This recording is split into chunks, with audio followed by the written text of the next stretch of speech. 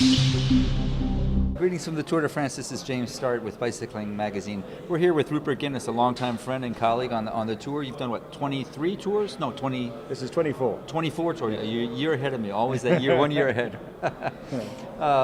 Rupert just finished one of his many books. I don't know, how many have you done? This is the number 13 now. Just 13. Lucky 13. Oh, hopefully. Don't tell Cadel that. Entitled The Tour, Behind the Scenes with Cadel Evans on the Tour de France. Apparently, given the title of this book, you know Cadel Evans pretty well.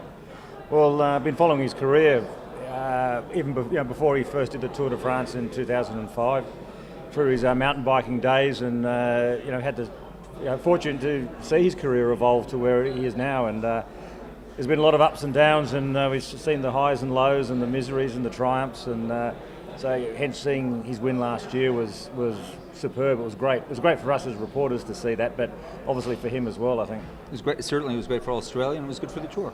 Oh, it was. I think. Remember, when he came into the velodrome at Grenoble after getting the yellow jersey, and the applause that Cadel received from the press room. Not that that's the big thing that he looks for, but the applause was the first real genuine applause I think we've heard for a number of years. That's interesting.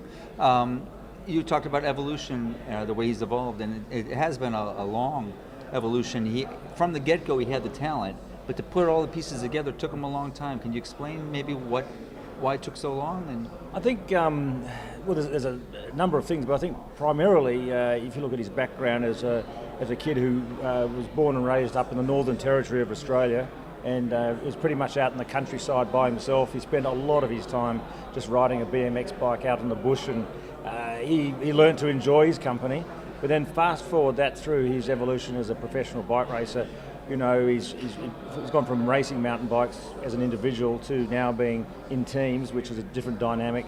And this is not a criticism, but I just think it was naturally a challenge for him to get adapted to team cohesion, roles of teammates, and all that sort of stuff. And we saw him have problems with his old Belgian Lotto team, and both sides weren't really a good fit. That was fairly obvious.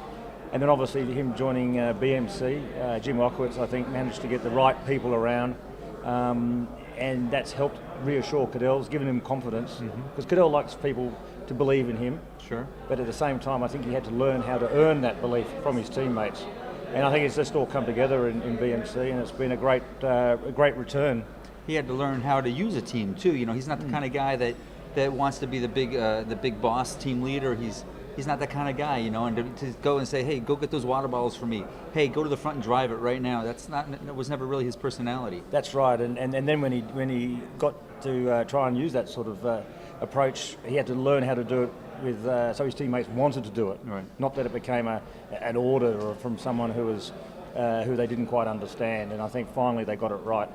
It's interesting in the book that George Hincapie wrote the foreword, and the first line he speaks about how when he first thought about the prospect of when he first thought about his first thoughts of Cadel were not that great. And then he talked about the evolution of his friendship, going from being a teammate to a friend when they came on the Champs-Élysées in Paris. George says that was one of the highlights of his career, and I think that pretty much reflects Cadel's evolution. I was there. I remember how happy George was for Cadel, and he'd been with a few winning tour teams already, so that was pretty great. Yeah. He's in an interesting position this year. He's the defending champion, yet he's not the hands-on, overwhelming favorite. No, I mean, funnily enough, it's a position I think Cadel likes. He loves it. And Bradley Wiggins obviously is embracing his favouritism. I mean, I think you've got two big favourites. Bradley Wiggins is the informed favourite. Cadel, whether he likes or not, he is another favourite because he's defending champion. And we've seen him his trajectory of form was tracking very well at the end of the Dauphiné, and I think he's going to be on par and ready to respond in the third week of the tour when he'll have to. I mean, it's true. There's one thing that Cadel has over Bradley. Bradley has yet to prove that he can go the full distance Cadel has. Yeah, I mean, when I was talking to Cadel the other day, he said, like what you said, he said, the big thing for us is I know that I can win the Tour de France, and he said we know that we can win the Tour de France. That's really important that his teammates know that, because that self-belief collectively and individually is a massive boost for anyone's chances. And he's gone through the gamut, hasn't he? You know, the 2 times second and 2 times bombing out and all that sort of stuff. So that you can tell when Cadel says that self-confidence is really intact. That said, he took a hard hit at the Dauphiné, especially in the time trial. This year's tour is 100 kilometers at time trial. We had a 53.5 kilometer time trial in the Dauphiné, flat. He lost nearly 2 minutes, almost got caught by Wiggins. He was pretty disappointed after that. Yeah, I think he was, obviously looking for something better.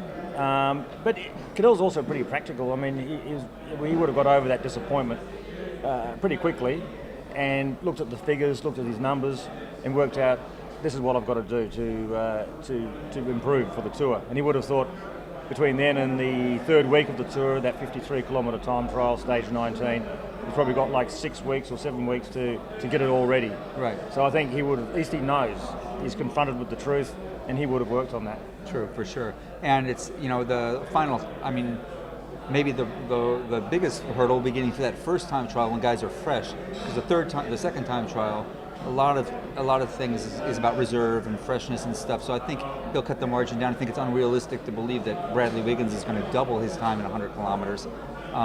But he may be coming into the mountains with a handicap.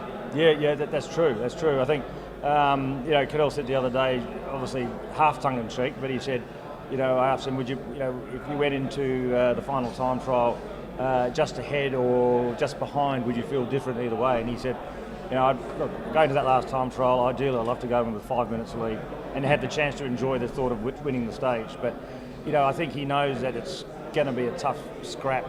And the way his tone of voice and what he was talking about, I think he's talking about having a pretty aggressive race in the mountains. A lot of the other guys are going to have to attack, and I think he's going to be a part of the party, really. And that's going to be the one thing to, if not break Bradley Wiggins, at least get Bradley Wiggins to that last time trial absolutely stuffed. Yeah. So Cadel can come through strongly, because he knows he can be strong in that last time trial. Yeah.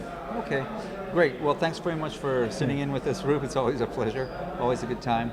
From the Tour de France, this is James Start for Bicycling Magazine with legendary Australian journalist Rupert Guinness. Thanks, Jim.